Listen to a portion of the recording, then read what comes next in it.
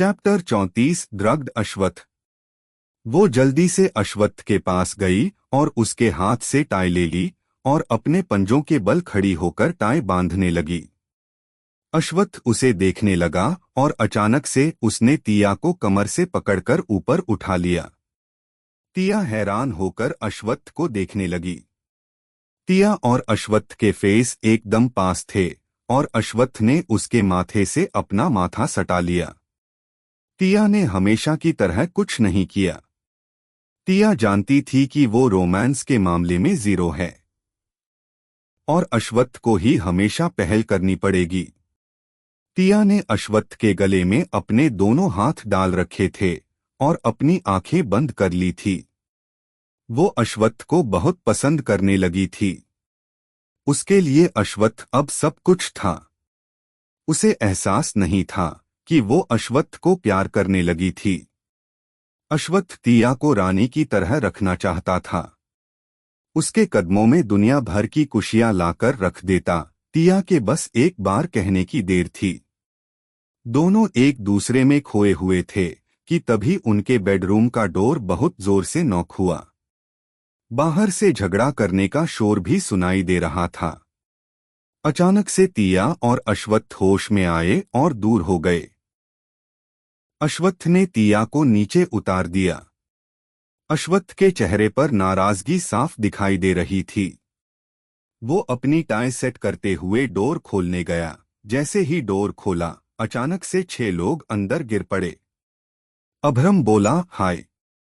तो अश्वत्थ बोला, क्या हुआ, इतना शोर क्यों मचा रहे हो? तो ओरियन बोला, बिग बॉस, सॉरी हम। तभी तिया ने रेडी होकर अश्वत्थ को उसका कोट पहनाया और अपने बैकपैक को पकड़कर बाहर चली गई। तो ओरमन और बाकी सब उठ गए। ओरमन बोला, तुम दोनों के बीच कुछ भी रोमांटिक नहीं है डॉट। तो अश्वत्थ बोला, तुम लोग मेरी जासूसी कर रहे थे। प्रत्यूष बोला, हाँ वो। अश्वत्थ बाहर चला गया। ओहस बोला, क्या पता वो लोग कुछ कर रहे थे और तुम लोगों ने उन्हें डिस्टर्ब कर दिया। तुम लोगों को शर्म नहीं आती, बड़े बेशर्म हो। तो ओरियन बोला, तुम कौन से शर्मीले हो? ओहस कुछ नहीं बोला।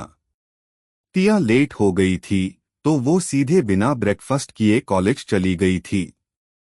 कॉलेज में तिया को असाइनमेंट जमा करना था और आज 8 स्टूडेंट्स को कॉलेज का गार्डन साफ करने और पौधे लगाने का काम दिया था। ये आर्यन कॉरपोरेशन के कॉलेज का रूल था। एनुअल डे में सभी फील्ड्स के स्टूडेंट्स और टीचर को अवार्ड दिया जाता था। 8 स्टूडेंट्स हर साल इस काम को जी जान से करते थे और उनका रिकॉर्ड था कि हर साल ये अवार्ड वो ही जीतते थे। कॉलेज का हर स्टूडेंट इसमें पार्टिसिपेट करता था। तिया और ओजल भी जी जान से काम कर रहे थे। वो लोग धूल मिट्टी से नहा चुके थे। उन्हें काम खत्म करते करते शाम हो गई। तिया को ओजल अपने साथ हॉस्टल ले आई। वो दोनों मिट्टी में सन चुके थे। ओजल चाहती थी तिया नहा धोकर फ्रेश कपड़े पहनकर घर जाए। ओजल बोली, कोका तुम नहाकर मेरे कपड़े पहनकर घर चली जाना। तुमने बता तो दिया है ना कि आज कॉलेज में लेट हो जाओगी। तो तिया बोली, हाँ मैंने बता दिया है। सेल्वन भैया मेरा कॉलेज के बाहर वेट कर रहे हैं। तिया पहले नहाने चली गई। उसे जल्दी जाना था। जब तिया नहाकर बाहर निकली तो ओजल बोली, तुम्हारे लिए कपड़े मैंने निकाल दिए हैं, और खुद बाथरूम में घुस गई। तिया ने कपड़ों को देखा। ओजल ने उसके लिए एक क्रॉप टॉप, मिनी स्कर्ट और एक जैकेट निकाल कर रख दिया था। तिया ऐसे कपड़े पहनने में पहले अनकंफर्टेबल थी, लेकिन अब नहीं। उसने जल्दी से कपड़े और जैकेट पहन लिए। जैकेट की लेंथ घुटने से नीचे तक की थी। ओजल भी नहाकर बाथरोब पहनकर बाहर आई। तो तिया बोली, अच्छा ठीक है, अब मैं चलती हूँ। तिया उसे गुड नाइट कह के चली गई। सेल्वन उसका वेट कर रहा था। रात के 7 बज रहे थे। जब वो आई तो सेल्वन ने उसके लिए कार का दरवाजा खोला। तिया बैठ गई और कार आर्यन पैलेस की तरफ बढ़ने लगी। टिया बोली, सेल्वन भैया दादाजी कहाँ जा रहे थे? तो सेल्वन बोला, दादाजी अपने दोस्त से मिलने गए हैं, 1 हफ्ते बाद वापस आएंगे। तो टिया बोली, सर कह रहे थे कि वो भी किसी पार्टी में जा रहे हैं, आप नहीं गए? सेल्वन बोला, हाँ, वो पार्टी तो आपके लिए रखी गई है, क्या आप जाना चाहेंगी? टिया बोली, नहीं। सेल्वन बोला, पार्टी एक होटल में है, होटल शंघाई, शायद सब लोग वही रुकने वाले हैं। तो टिया बोली, तो क्या मैं घर में अकेली? तो बीच में ही सेल्वन बोला, young madam, don't worry, service staff आपके लिए है, आप मत डरिए। टिया चुपचाप आंखें बंद करके लेट गई। वो बहुत थक गई थी। आर्यन पैलेस पहुंचने तक टिया सो चुकी थी। सेल्वन ने उसे जगाया। टिया अपनी आंखें मसलते हुए उठी, गाड़ी से बाहर उतरी और घर के अंदर चली गई। उसे भूख भी लग रही थी। डाइनिंग टेबल पर उसके लिए डिनर लगा दिया गया था। सब लोग टिया को बहुत पसंद करते थे। टिया भी सबकी रिस्पेक्ट करती थी। टिया ने जल्दी से डिनर किया और रूम में गई, फुटवेयर निकला और बेड को देखा और बोली, I miss you so much, आज फिर सर नहीं हैं, मैं आज फिर अकेली इस बेड पर सोने वाली हूँ, वाओ। होटल शंघाई में शहर के सभी अमीर और जाने माने लोग एमआर कल्याण की पार्टी में आए थे। सहाय फैमिली भी आई थी और चारवी भी। चारवी ने अश्वत्थ को देखा और मन में बोली, तुमने मेरी बहुत इंसल्ट की थी ना। मैं इतनी जल्दी हार नहीं मानने वाली, आज की रात के बाद तुम मेरे इशारों पर नाचोगे। मैं भी देखती हूँ तुम मुझसे कैसे शादी नहीं करते। चारवी ने एक साजिश रची थी। अश्वत्थ को फंसाने के लिए उसने अपने बैग से एक छोटी सी बॉटल निकाली जिसमें ड्रग्स थे।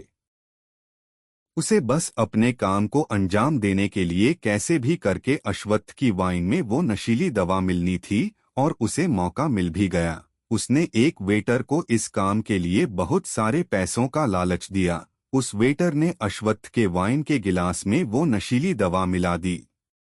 चारवी ने उस वेटर को 2 बॉटल्स दी थी। वो अश्वत्थ को उस दवा का हाई डोज दे रही थी। वो उस दवा के साइड इफेक्ट्स अच्छे से जानती थी। वो अच्छे से जानती थी कि एक बार अश्वत्थ ने वाइन पी ली तो उसके साथ क्या होगा।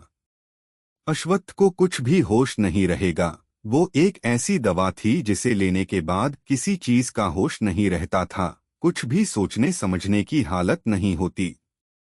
अश्वत्थ इस बात से अनजान था। उसने वाइन पी ली और कुछ ही देर में उसे अपना शरीर गर्म होता हुआ महसूस होने लगा। उसे अजीब लगने लगा। उसे तुरंत कुछ गड़बड़ होने का एहसास हुआ। वो वॉशरूम की तरफ गया। चारवी का इरादा नशे में उसका फायदा उठाने का था और सुबह वो रिपोर्टर्स को बुलाकर अश्वत्थ की इज्जत की ऐसी की तैसी करना चाहती थी ताकि अश्वत्थ को उससे शादी करनी ही पड़े। वो भी अश्वत्थ के पीछे पीछे जाने लगी ताकि वो उसे अपने साथ अपने बुक किए रूम में ले जा सके। वो बहुत खुश थी, फाइनली उसका ड्रीम पूरा होने वाला था, लेकिन उसे उसके डैड ने रोक लिया और उसे अपने बिजनेस पार्टनर से मिलवाने ले गए। चारवी उन्हें मना भी नहीं कर सकती थी। अश्वत्थ वॉशरूम में गया और वॉश बेसिन का नल चालू किया और अपने फेस पर पानी मारने लगा। वो अपनी बॉडी में बदलाव साफ साफ महसूस कर पा रहा था। वो कुछ भी सोच नहीं पा रहा था, पर उसे एहसास हो गया था कि किसी ने उसे ड्रग्स दिए हैं। वो जैसे तैसे करके बड़ी मुश्किल से होटल से बाहर आया। वो खुद को बहुत मुश्किल से कंट्रोल कर रहा था और फाइनली वो कार पार्किंग एरिया में पहुंचा, अपनी कार को ढूंढा, उसे अनलॉक किया और ड्राइविंग सीट पर बैठ गया। उसने कार का ऑटोमेटिक ड्राइविंग फीचर ऑन कर दिया था। कार अपने आप कार पार्किंग एरिया से बाहर निकली। अश्वत्थ ने बड़ी मुश्किल से आर्यन पैलेस की तरफ जाने का जीपीएस ऑन किया। कार आर्यन पैलेस के लिए निकल गई। अश्वत्थ ने आदित्य को मैसेज कर दिया कि वो घर जा रहा है।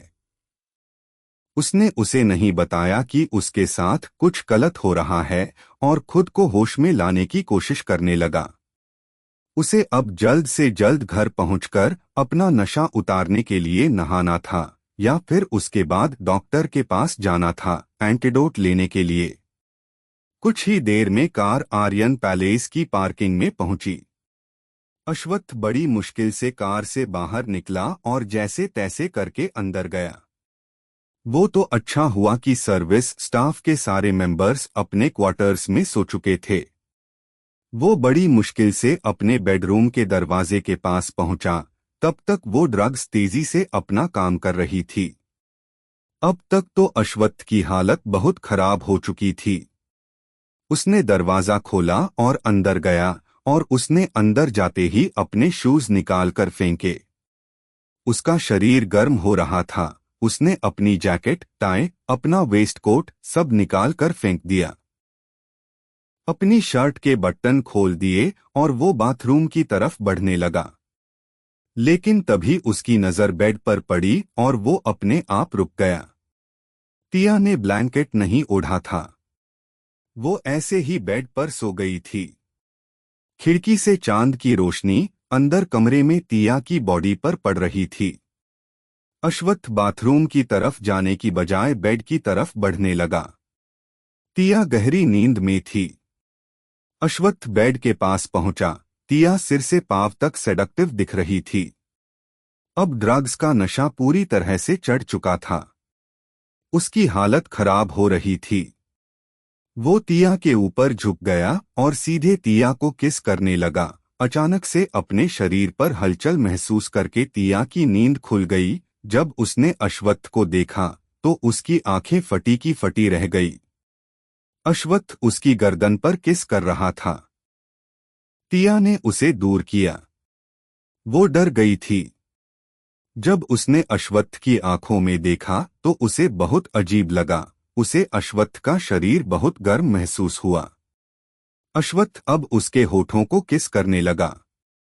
तिया को अश्वत्थ बहुत अजीब लग रहा था। उसे अच्छे से पता था कि अश्वत्थ अगर शराब के नशे में भी हो तो ऐसा कुछ नहीं करता है, फिर अचानक से वो ऐसा क्यों कर रहा था। अश्वत्थ बहुत वाइल्ड बिहेव करने लगा। वो तिया के होठों को किस करते हुए काट भी रहा था। तिया डर गई थी। वो अश्वत्थ को दूर करके बोली, सर आप क्या कर रहे हैं? आपको क्या हुआ है? आपकी बॉडी इस तरह से गर्म क्यों है? आप क्या कर रहे हैं सर, होश में आइए। तिया परेशान हो गई। अश्वत्थ तिया के ऐसा करने से और ज्यादा वाइल्ड हो गया। वो अब बिल्कुल भी होश में नहीं था। तिया को महसूस हुआ कि अश्वत्थ अब जबरदस्ती पर उतर आया है।